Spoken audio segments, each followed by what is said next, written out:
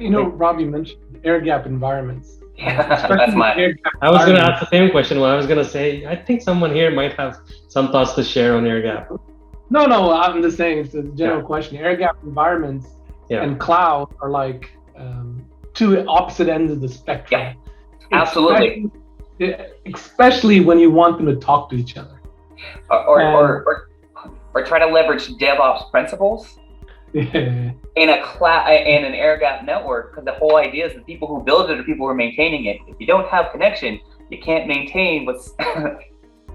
It's a huge challenge, and I think I understand what you mean by that, because breaking into that mainstream mentality that the cloud maybe can answer it, maybe we can build an air gap in the cloud itself, right?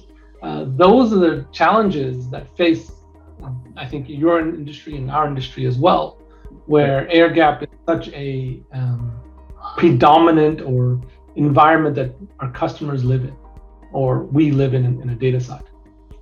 And going back to that, so DRM, I love DRM, but the problem with DRM is you can't authenticate, you can't unlock.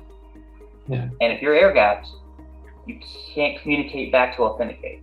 Now we've been having some interesting conversations about what we can do to kind of move that authentication closer to our MLA side, but there's still that trust relationship, is that you have to bridge that gap. Sure. And that authentication, which is where you get your control, where you get your protections, where you get your disseminations, it's not the same world in an always connected or I can connect world that cloud provides to a lot of the non-air gap world.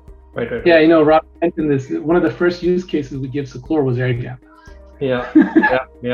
Yes, and I have to say that Rob and Seclor have also been discussing some air gap solutions. So we understand this is a hot topic for a lot of our key customers. So, but it's a challenging problem. I think the question of how do you bridge that trust gap through air gap networks, it's not an easy question to answer. There'll have to be some innovations that we'll have to do together to solve that problem.